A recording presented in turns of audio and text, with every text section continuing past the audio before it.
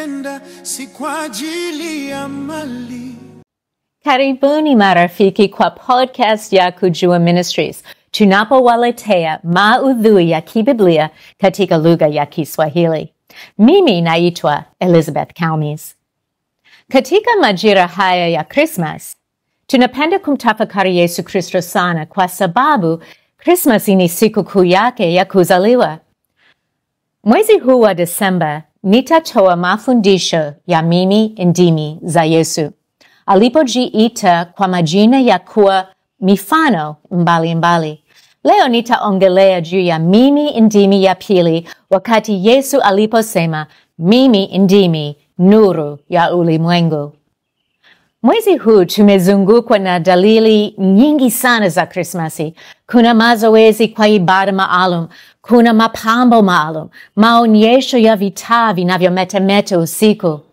Tunapanga safari zetu za kwenda nyumbani, tunanunua nguo mpya kwa familia, tunasikia tenzi na nyimbo za Krismasi madukani na makanisani. Krismasi inakaribia, lakini tusisahau sababu halisi ya sherehe yetu. Sababu ni kukumbuka na kusherehekea kuzaliwa kwa Yesu.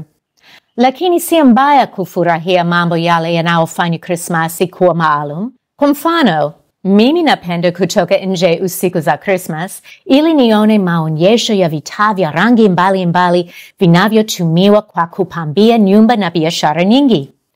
Huwa ninafurahishwa sana kuona taa za rangi nyingi zinazoangazia nuru inayopendeza katika giza. Taa hizi zinaweza kunikumbusha ya sababu kuu ya Krismasi, yani Yesu alikuja duniani kwa nuru ya namna tofauti ya taa zetu za kupambia Krismasi. Katika Yohana 8:12 na 9:5, Yesu alijimaanisha kwa mimi ndimi yake ya pili. Alisema mimi ndimi nuru ya ulimwengu. Alikuwa anamaanisha nini? Sababu ya nuru ni kuondoa giza ili vitu vionekane. Kumbuka wakati wa uumbaji wa dunia. Mungu aliumba nini kwanza? Aliumba nuru ili wema wa kazi yake ionekane. Katika giza, kama uzuri upo, huwezi kuuona. Giza inaweza kumaanisha hali ya kimwili kama giza ya usiku au ya ndani ya pango. Nuru ya kimwili vile vile inaweza kumaanisha mwanga unaotoka kwa jua au taa. Pia nuru na giza zinaweza kumaanisha hali ya kiroho. Nuru ni kwa watu wanaomwamini Yesu kuwa Mwokozi wao. Giza la kiroho mara nyingi linahusu hali ya mtu ambaye hajaokolewa na Mungu. Bado yupo katika ufalme wa giza unaotawaliwa na mamlaka ya giza, yani Shetani na jeshi lake la mapepo. Katika wakati ule wa Yesu kuzaliwa, dunia ilitawaliwa na Warumi ambao walijulikana kuwa wakatili wenye nguvu. Ulikuwa wakati mgumu sana kwa watu wengi kuishi. Pia Wayahudi waliona mateso mengi chini ya mamlaka ya Warumi. Ni kwa sababu walikataa kuabudu miungu yao mingi. Kwa hiyo walikuwa wanamngojea mkombozi wao kujitokeza kwa nguvu na kupindua himaya ya Warumi na kurudisha ufalme wa Daudi katika Yuda na Yerusalemu tena. Lakini Yesu alijitokeza tofauti sana kuliko mawazo ya Wayahudi. Huyu nuru ya ulimwengu alizaliwa usiku wakati wa giza. Hakuzaliwa kwa fahari na hali ya kuu. Hakuzaliwa katika jumba la mfalme. Hata hakuzaliwa katika mahali pa kawaida. Bali alizaliwa katika mafugo ya wanyama. Alivalishwa na vitambaa vya kitoto na kuwekwa katika hori ya kulishia ng'ombe. Alizaliwa katika hali ya duni, usiku kwa giza. Lakini huyu mtoto alikuwa Mungu ambaye kwa muda kitambo alikuwa Mungu pamoja na sisi. Halafu takriban miaka 30 baada ya kuzaliwa kwake Yesu, yeye alijiita nuru ya ulimwengu. Kwa nini alijiita hivyo? Miaka mingi kabla ya kuzaliwa kwa Yesu, Isaya nabii alitabiri juu ya nuru kuu ambayo ingewaangazia watu waliokuwa wanakaa gizani. Katika mlango wa 9 mstari wa 2 alisema, watu wale waliokwenda katika giza wameona nuru kuu. Wale waliokaa katika nchi ya uvuli wa mauti, nuru imewaangaza. Tunaweza kujua nuru kuu imetimilizwa na Yesu kwa sababu Mathayo mtume alitumia maneno yale yale juu ya Yesu na kazi yake duniani.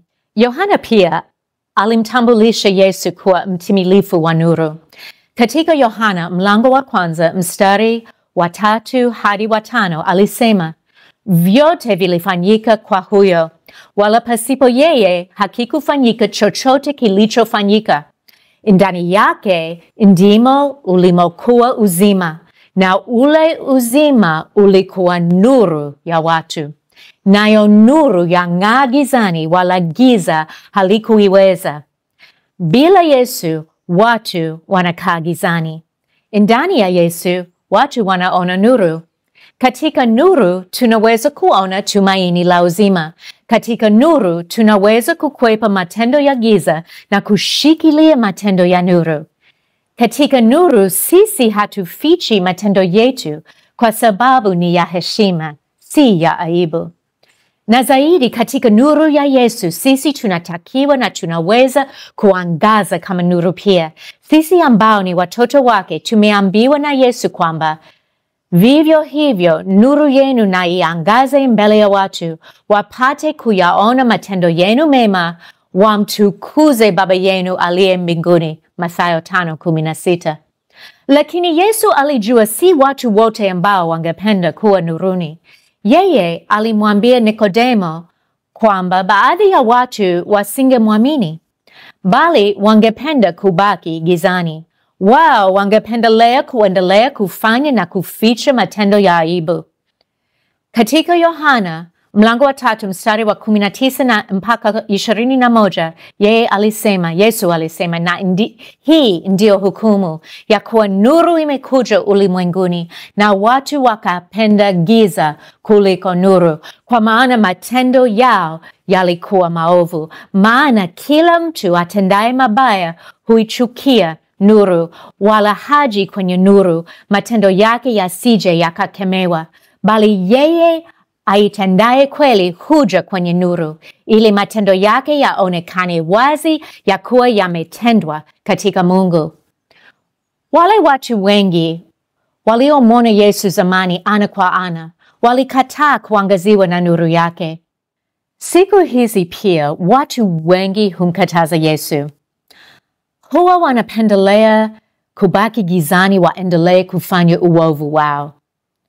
Lakini sisi tuliomwamini Yesu tumeangaziwa katika nuru yake. Maana yangu ni, hata katika giza zinazotusonga sisi hapa duniani, tupo nuruni. Yaani tunaweza kuona dhahiri, tunaweza kuelewa utofauti wa giza na nuru. Sisi tunayo tumaini katika siku hizi kwa sababu ya nuru ya Yesu inayotusaidia hata sasa hivi. Yeye ndiye maana tunaweza kuona, ni kupitia nuru yake tu. Sikiliza maneno ya Paulo katika Efeso 5:8. Kwa maana zamani ninyi mlikuwa giza, lakini sasa ninyi ni nuru katika Bwana. Enendeni kama watoto wa nuru, kwa kuwa tunda la nuru hupatikana katika wema wote, haki na kweli. Pia kuna tumaini hakika kwa wakati ujao katika nuru ya Yesu. Tukijua neno lake vizuri, tutakumbuka kwamba siku inakuja ambayo sisi tutakuwa naye katika mbingu na dunia mpya. Nabii Isaya alitabiria siku hii alipoandika, jua lako halitashuka tena, wala mwezi wako hautajitenga. Isaya 60:20. Pia mtumishi Yohana alitabiria siku ile ambayo hayajaja bado, lakini kwa hakika itakuja. Aliandika katika Ufunuo 21:23 kwamba, na mji ule hauhitaji jua wala mwezi kuuangaza, Kwa maana utukufu wa Mungu huutia nuru, na taa yake ni mwana-kondoo. Bwana asifiwe.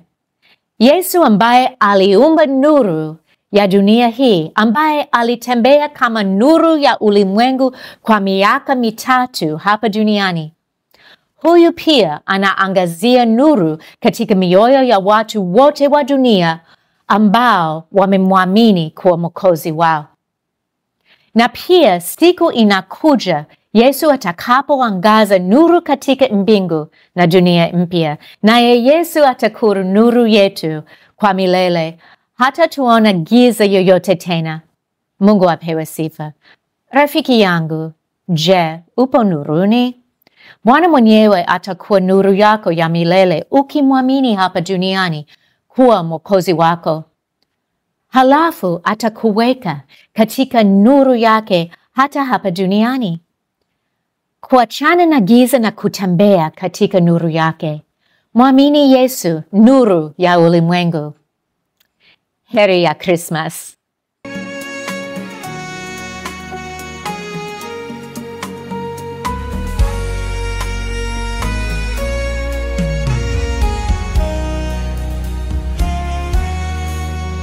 Kuna yule aliyenipenda si kwa ajili ya mali,